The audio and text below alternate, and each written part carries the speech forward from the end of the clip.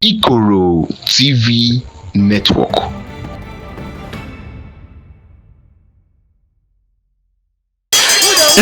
Igbo mụrụ nze mụọ ọzọ, Igbo ndị ọma ekenekwe m onye ikwu wee kene onye nta wee na-asị nke onye chi nye zelo ebe ọ bụla nọ wee bụrụ onye Igbo asị m ka ife dị ka Igbo akọkwana gị maka na Igbo amaka. Afọ m bụ Nnaemeka Ilelu na Chi mana ijikwere iwe akụ wee mara m ebe anyị nọ n'ụbọchị tata bụ na INYI ebe na INYI anyị nọ na obodo a na-akpọ Agbariji INYI maka emume Ajana INYI. Unu n'anya ebe a n'ụbọchị tata bụ na afụ na ife dị iche iche na-eme ebe a, mmọnwụ, ogene nakwa ndị ọja dịgasị iche iche. Anyị nọgwa ebe a na-arụ gara aga anyị sị ka anyị bịakwa ọzọ maka na ndị Igbo si na ụzọ dị mma agaghị ugboro abụọ. Ekenekwe m unu.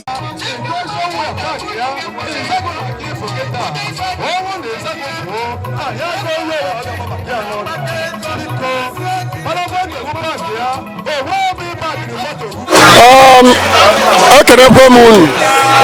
Mụ awụ chairman Ikenna INYI wụrụ onye ụmụ omeiyi. Ana m ekele unu n'ihe a na-eme na Agbariji. Ya na-emewu nchịkọ mmanwụ anyị na-eme na paakị. Mana nwe ka o si dụ anyị mebi ya n'ogbe. Anyị na Agbariji taa anyị emegbu Obune mee Enugu INYI mee Amankwọ tata maka Agbariji. Anyị mekwara na Agbariji ihe dị iche na-eme. Mmọnwụ karịrị akarị ma enyi mmọnwụ ma ịzago mmọnwụ adị too much. So anwa anaghị anụ ọgụ anaghị ata arụ anwa onye tiri ihe ya anyị na-emewe egwuregwu ndụ n'INYI. Omenala INYI ka anyị na-eme and anyị na-eme ya n'usoro esi eme ya.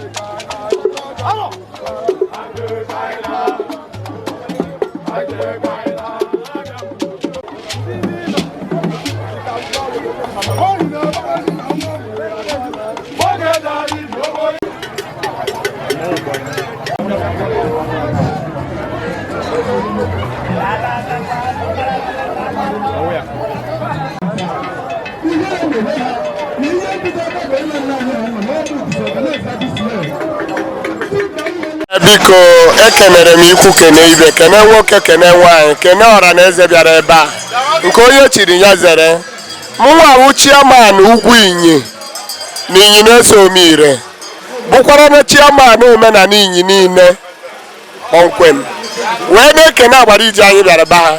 Ihe anyị na-eme taa bụ Ajana INYI nchịkọ mmọnwụ Ajana INYI ndị gboo debere anyị bịa gabakwa INYI sokwere n'ụkpụrụ ha si mee ya na-emie wee na-ekpere ndị bịara ebe a ekpere ụkwụ onye ji bịa nke o ji anakarị mma. Ihe onye na-eche na obi ya bụ ihe ọma ya gaziere ewe onye na-eche nke ọjọọ ya rapụ nke ọjọọ. Ihe na-egbu mmadụ ụwa emem ebo m ada egbu mmadụ. Onye ọbụla maara na ya adụ ndụ ka ndụ nke a maka ihe ọjọọ ha so na ga na-eme gị n'ogbe gị ma ọ n'obodo gị kwụba aka gị ọtọ were aka ịkwụ ọtọ wee sobe ndị gị na ha nọ. Chukwu okike abịa ma na ndị ana na ndị mmiri na anyanwụ na-agbara ya na-agọzi gị. Anyị nọ n'omenala taa and omenala ka m kwere kwesie ike wekwenu na-emie nya eme eze mụ were na-asị ya dịkwara igwe Agbariji na mma duru igwe Olugwu bụ eze bi n'ugwu duru igwe ụmụ ome bụ enyi dịkwara n'igwe ụmụ agụ duru igwe INYI niile okirikiri duru ọnụ n'ezi ọ nọ n'ụlọ dịkwara na ndị abụrụ ọdụ nke onye chiri ya zere nke onye ji eme ọgụ akọ na ya ọ ya agazidi na anyị niile ọgazi ọgazi ihe ọma ekenekwa m unu.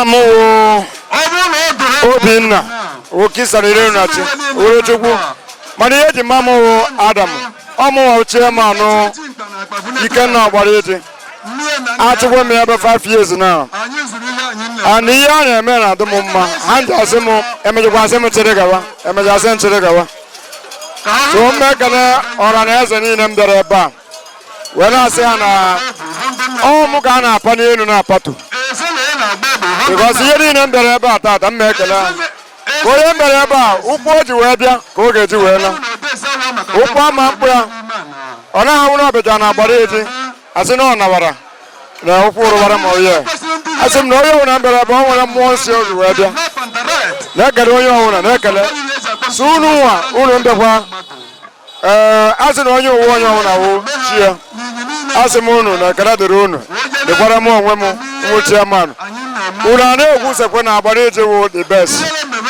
because ka e mere ya dada ekpere anyị na-egbe na nke na-esi ya ga-aka nna na ma ọmụta nwa sị nna nwa ya kagbara ya nke na-esi ya ga-akagba nke dị si ya ọhịa anyị na-ekpe na-ekpe na-asị unu obodo niile m bịara ebe a ha ga-ejikwa ọkpa ha wee na wee hụ ihe ọma ha mbịa kama ha na-anata ada na mmadụ si na Agbariji wụkwa the best ya dụwakwa ọnwụ na a na-emebi ya evi ya na Agbariji na ha na-alaik ya asị m unu biko nke onye ntị nyezere mụ hawa Adamu onye eji mara m wụ chairman Ikenna Agbariji. Aha m bụ Kinsele Chukwuekezie aka Olowu Igbo 1. A nọ n'ụbọchị tata eme emume maka nchịkọ mmọnwụ maka mmemme nke anyị mere maka Ajana INYI ncheta maka ihe Ajana INYI anyị mere anyị mee nchịkọ mmọnwụ tata ndị anyị na ha ji ogo osi na ihe bụ ka o si wee dị anyị si na anyị na-arọlaba anyị echigo nke anyị onye ka Agbariji na-ehe oso n'ụbọchị tata anyị na-eme emerime nchịkọ mmọnwụ n'ụbọchị tata Agbariji wụ ọgba Eziọra ihe niile na-aga ọfụma na be anyị and ihe niile zuru ezu be anyị ntala nke na ihe niile ụlọ elegharị anya hụ ma ihe niile njuru ka ndị mmadụ juru ndị mmụọ juru ọla ahịa ayọla azụ azụ ọla Agbariji ka ọ na-eme o Ikenna Agbariji anyị na-ewe osanwụ the secretary of Ikenna Agbariji Cultural Forum ọmụnwa bụrụ the secretary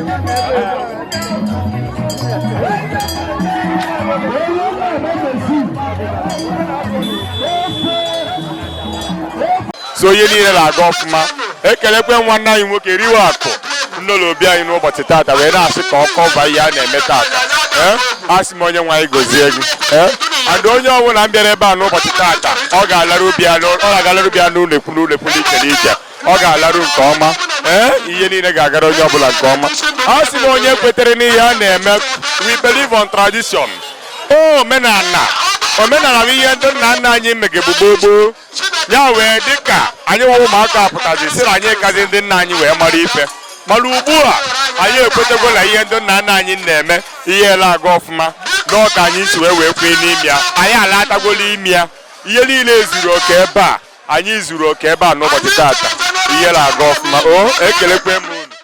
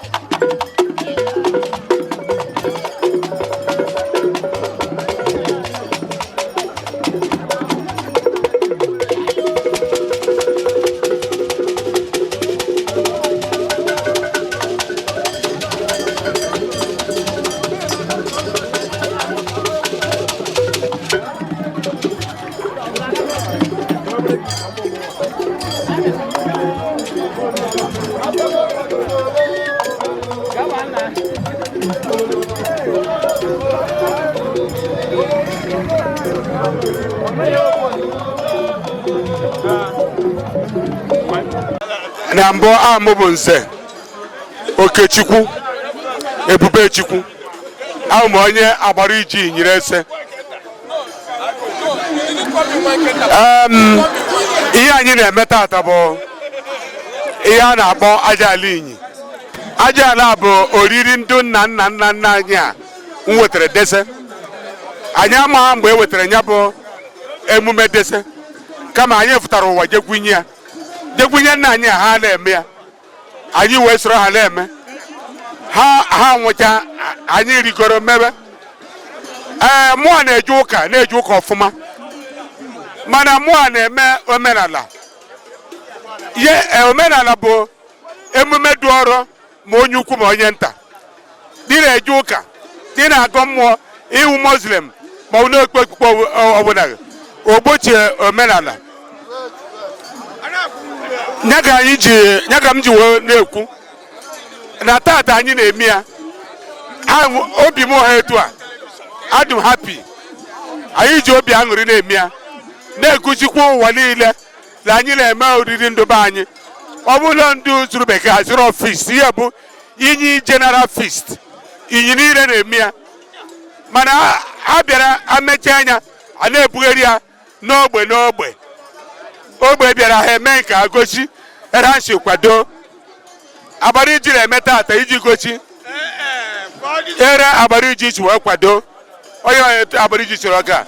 Mmekere Chineke na ọ nwere m na Agbariji, na-ekelekwu Chineke na abịarị na Agbariji a na mụ so na ndị nchọchara Agbariji wee soro na-eme ihe omenala ka ngosi na ndị nna anyị mụrụ anyị alọzi na anyị nwanne ochichi anyị ha bụ ndị okenye na anyị a na-ekwe ka ihe omenala eji mara ndị be anyị nwụọ. Onye ka nyewe obi aṅụrị m ji lọrọ ile anya wera ejuru eju ihe a ihe niile nnọkọ bụ ndị Agbariji bụrụ ndị INYI, ndị ya na-eme ha ndụ ụchọ ọ na-achọ anyị ụchọ ha were bịa, ma ndị nọ n'ezi ma ndị isi obodo oyibo ha bịacha ha maka emume a. Ụmụ ndị Agbariji wetachara ego mmanwụ ndị iche iche gbaa ọnwa mmanwụ gbara a na-akpọ m agụ mmanwụ. Ahụbeghị m ụdị a, ịzagụla agba ị ga ịyagharị mmanwụ dị iche iche, nnukwu mmanwụ dị iche iche eji mara ndụbe anyị. Ọ gbara ka ha anyị ọnwụ mmadụ na-agbakwulu ma mmadụ ndị nchichi na-ewepụta ma ndị eji ha na-eri nke ndị na-ewepụtara obi ọcha. Onye eji mara aja ala inyi a anyị na-eme tata. Ụbọchị tata bụ ụbọchị Chineke mere anyị mma, ụbọchị mmemme aja ala inyi, nchịkọ mmọnwụ ka anyị na-eme tata. Ọ nwere ihe kpatara ede dị be nwe nchịkọ mmọnwụ ahụ na garaji Nkwunyi ka a na INYI niile na-eme ya, mana ụmụ ome bịara ha anaghị atụ ụtụ. INYI niile wee kwekọrịta na a na-agba n'ọnụkụ ọnụkụ were chịkọba mmọnwụ a. Echukọgwo na Elugwu Enyi, chukọ n'Obule, chukọ na Amankwọ. Tata ka ọ bụ Agbariji, ọ gbara mmiri na INYI abụrụ mgbe agbọ. Ọ be anyị ka a na-amụta ihe dị iche iche, ihe nṅomite ihe ọhụrụ be anyị. Anyị bụ ọmụta ozi ọra. Ị gaa na INYI niile a na-asị gụ gaa Agbariji gaa mụta ihe ziri ezi, ga mmadụ onwe ndị na-akụziri gị. Onye mere tata ile anya ma ndị nọ n'ezi ma ndị nọ n'ụlọ ọha niile ekpekọrịtara wee na-eme mmemme ha na-eme tata wee tụwa Agbariji ugo. Anyị were gosikwuo na anyị bụ ọmụta ozi ọra n'ọhịa anyị na aja ala inyi ka anyị na-eme tata. So na anyị na-asị ọnọdụ a niile anyị nọ tata, ma ndị si esi ma ndị nọ n'ụlọ onye ọbụla ga-anọ n'udo nwee ọṅụ mgbe ọ ga-anakwa ihe nwe ihe mmerụ arụ ụkwa ihe akpọbie ọ ga-akọ akụkọ ịgba ama ihe ọ hụrụ n'ụbọchị taata mmọnwụ dị iche nke ọ hụrụ ha ga-akọwa leọtị mmọnwụ ha hụrụ ịzaga gbara agụ mmọnwụ gbara nne mmọnwụ gbara nna mmọnwụ gbara ọgbanta gbara anaghị ekwu onye ga ogwu ha na ndị ọdọ dị iche iche mmọnwụ dị iche iche bịara ebe a so na anyị na-enwe ọṅụ na taata Agbariji etugoro ugo mmeri adịra ka anyị ga na-etu About ọnwụ egbule m businessman Makodi general president Udoli Ịfụnanya Ilonwe Ogbenye general manager Ịwa Motos aka na-akwụ for one of ụmụ ọmụmụ ụmụazị ochi mkpote ejiọkụ melie ka o wuri egwu eji ome ebe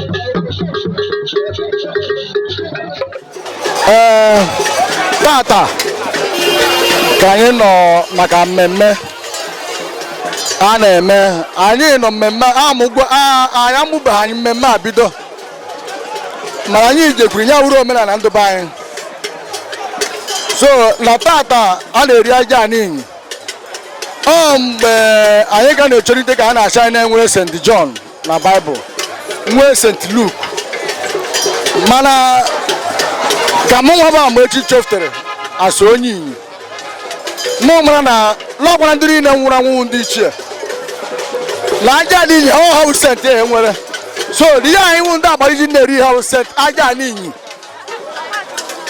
ka a na-eri tata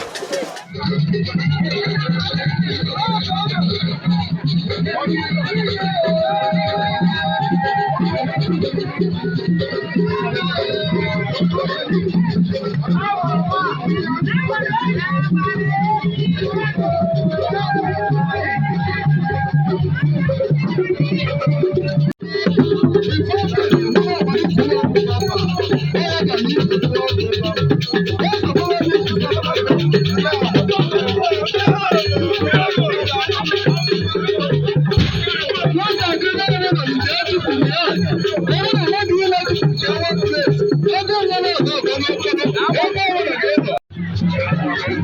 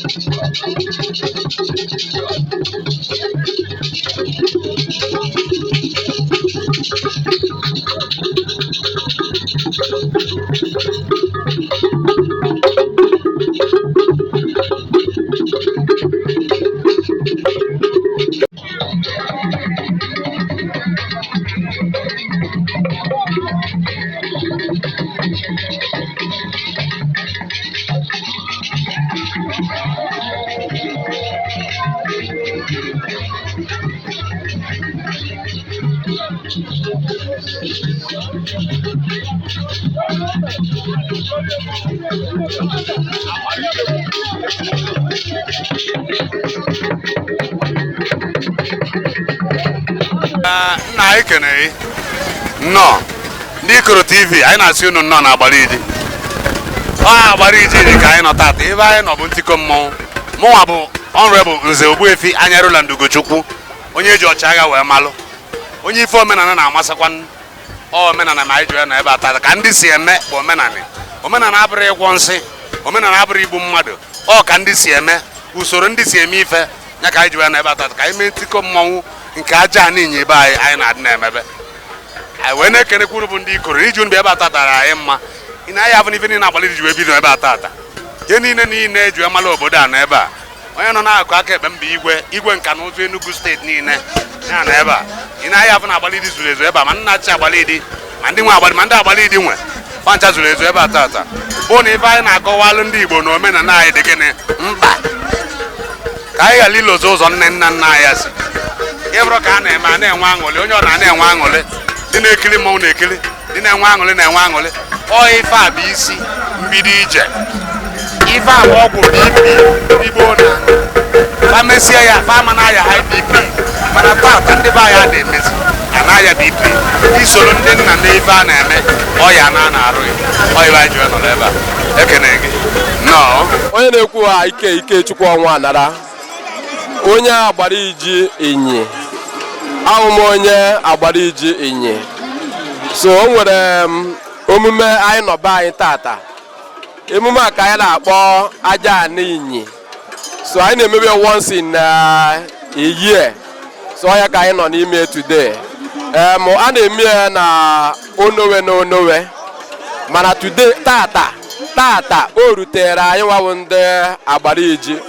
Ọnya ka anyị nwa ndị Agbariji nọkwa na around nji gbaghete wee na-esoro na-enwe ọṅụrị na dị omenala, maka na ọwụ aga ụka nwa ka anyị ji emewe. Mgbe ụfọdụ anyị anọrọ be anyị nwee some celebration n'ihe na-emebe anyị, maka na ọwụghọ omenelu ka anyị na-eme. Ihe anyị na-eme ihe ogene omenala ndụ na gịnị na ana INYI. Ihe ahụ ihe ndụ nna nna anyị mmege before amụọ anyị. Ndụ nna nna anyị merie anyị wabido mewe ya ọwụghọ njọ. Ihe kacha njọ mmadụ mvụrụ ihe ụwa n'isi, onye ọ the bad thing you can ever do in life. Mana so far anyị nwa na-eme ihe nna nna anyị ha mere, onwe ihe ọjọọ anyị vụrụ uche wee na-eme ya. It's like a celebration, it's like a culture. At the same time, all normal thing that we're supposed to do every year, anyị na-eme ya every year. Anyị adịghị eme ya 2 times in a year. Ekerie n'onowe o wee rutere Agbariji. Onye ka anyị na-eme na Agbariji. After Agbariji ọ na-aga ahụkwa na gịnị Arụm INYI. after arụminyi ọ gaa ọrụ ndị gịnị Enugwu ma ha kwadote ọnwụ na akpa ha adịghị mma ha na-akwasị anyị bịaba so etu a ka anyị si na-eme mmemme anyị na-eme onye mere anyị ji nọrọ ebe a today. Ana m ekene ọha na eze na-ekene ụwa niile na-ekene onye ọwara na-asị onye ọbụla tiri aka n'ihe ọma ga-abịa na ndị ya ma onye ọbụla na-eche ihe ọ ga-eme nwanne ya onwe ihe o chere ga-abịa na mmezu. Ihe a ka anyị kwuru n'okwu tata ebe anyị na-ekwu okwu awụ Agbariji gịnị INYI Agbariji INYI ebe a wee zukunete Agbariji ọnya ka anyị ji nọrọ ihe a wee na-ekwu okwu na-asị na Agbariji ka anyị nọ tata. Mmọnwụ dị iche iche bịagaziri o nwere ndị a na-akpọ ịzaga nwee ndị a na-akpọ gịnị enyi mmọnwụ nwee ndị a na-akpọkwa gịnị agụ mmọnwụ ha niile bịachara hia tata wụ na Agbariji. So anyị ji ohere a wee na-ekene onye ọbụla nọ ebe ọ nọ. Eji m ohere a wee na-ekene ndị IKOROTV because na ebe ahụ onye na-akwa mmadụ ka ọ na-akwa onwe ya. Anyị na-akwa anybody today mana anyị nọ na mmemme jikọrọba anyị ọnụ. Anyị wee na-ekene ndị IKOROTV ka ha si bịa mmemme a tata. Anyị na-asị ekene dịrị ha tata, ekene dịrị ha echi, ekene dịrị ha nwanne echi. Ụbọchị esi na-anọ ka anyị na-ekwu n'isi ha. Ha ga-eto, ha ga-adị ka echi na echi ada agwụ agwụ.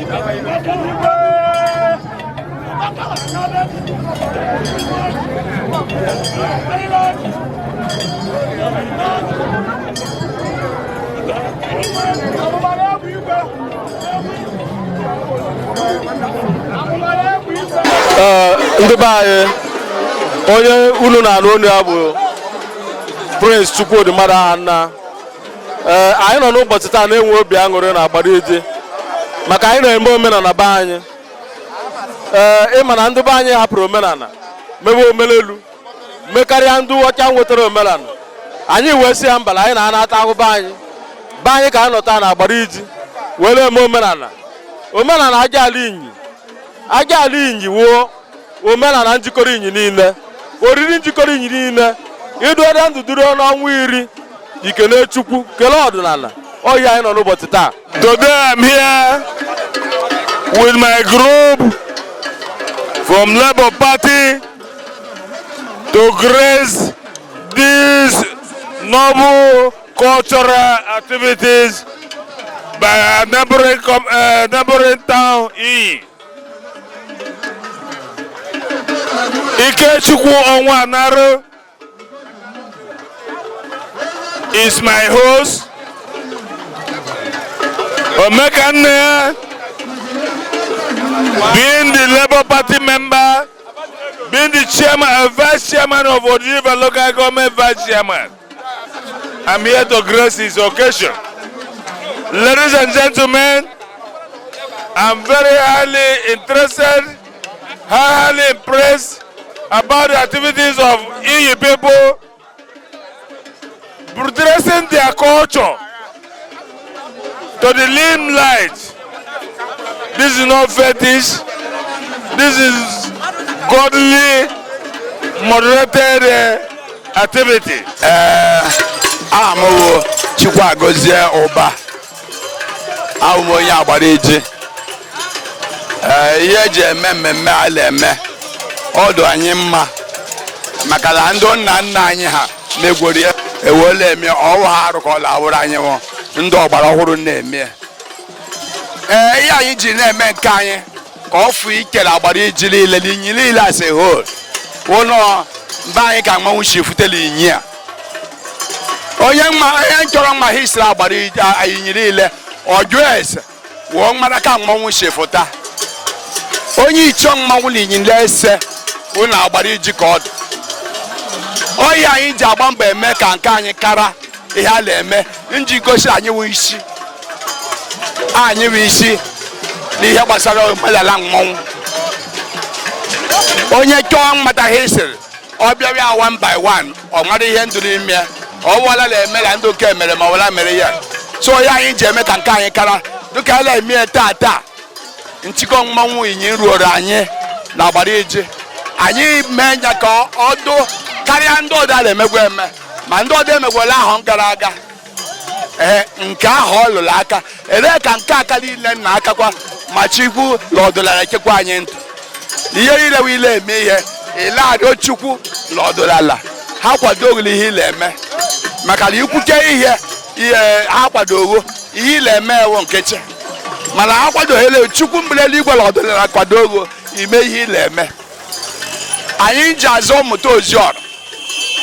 ọmụta oziọra bụ ihe anyị mụtara anyị eguchi ndị ọdọ INYI niile as a whole ihe o ji ewela onye ichọ mmanwụ dịrị Agbariji mara history nchọ nghata history ya jụọ ere INYI si vute ka mmanwụ si vuta ụlọ Agbariji onye ichọ mmanwụ na Agbariji ka ọ dị onye ama ha nchọrọ nwa ya jụọ ọwụ ha ka o bidoro so ihe anyị ji eme ka nke anyị na-atụkara ndị ọdọ as far as Chukwu mere mmadụ dondola ọdịnala mee anyị dondo nke anyị jere aka anyị ji azụ ọmụta oziọra anyị mụta ya egusi ndị ọdị ha na-eme mgbe a na-egusi ndị ọdị ha na ha na-esote anyị esote oyi anyị ji asị la anyị bụ isi ihe gbasara mmọnwụ mmọnwụ ụchọ aja ala INYI onye m ji ekwu ekele m onye ọbụla bịara ka la ndị ụka na-abịa abịa onye nna alakwala ọla mma laruo obi mma anyị ekele olu Chukwu agọzi ụbala ekwu thank you everybody.